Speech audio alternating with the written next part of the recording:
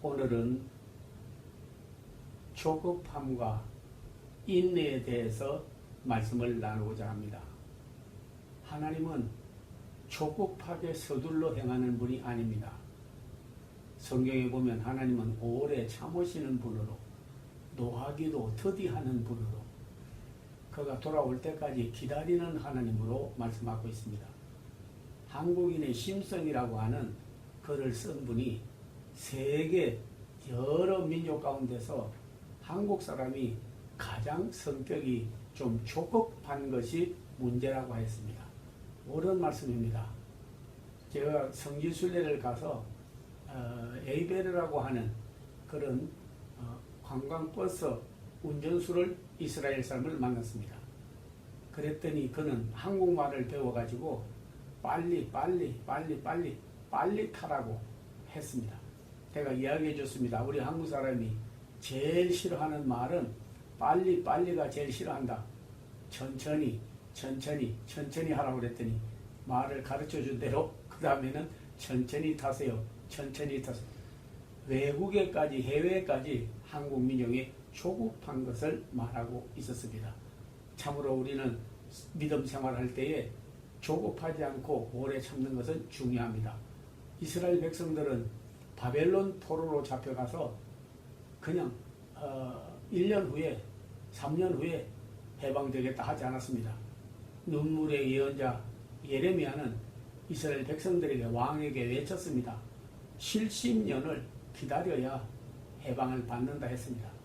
참지 못하고 바벨론에 가서 우상을 숭배하는 사람도 있고 타락하고 그리고 신이 자살하는 사람도 있고 여러 가지 조급함으로 인해서 멸망받는 자들도 있었습니다. 그러나 70년을 잘 기다린 사람들은 해방의 맛을 보고 하나님이 참는 중에 이루시는 역사를 보고 영광을 하나님 앞에 돌렸습니다. 우리의 믿음의 조상 아브라함도 75세 때에 내가 하늘의 별을 봐라, 땅의 모래를 봐라, 내 자손이 이와 같으리라 했습니다. 그러나 자식이 없었습니다. 그렇지만은 네가 반드시 아들을 품에 안으리라고 했습니다.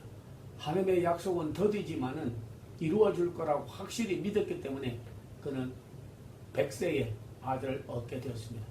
25년이라고 하는 세월을 인내로 참은 열매를 맺게 된 것입니다. 인내는 쓰다. 그러나 그 열매는 달다고 하였습니다.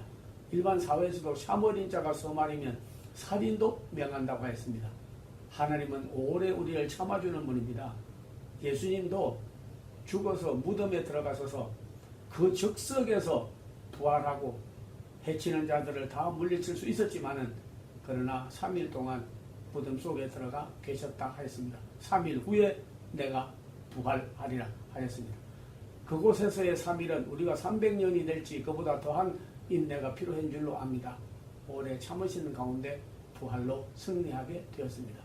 히브리서 12장 1절에서 2절에 보면 무거운 짐과 얽매이기 쉬운 죄를 벗어버리고 믿음의 주요 온전케 하시는 예수를 인내를 가지고 경주하는 자처럼 행하라 하였고 또 십자가를 참으사 마지막에 하나님 보좌 우편에 앉으셨느니라 하였습니다.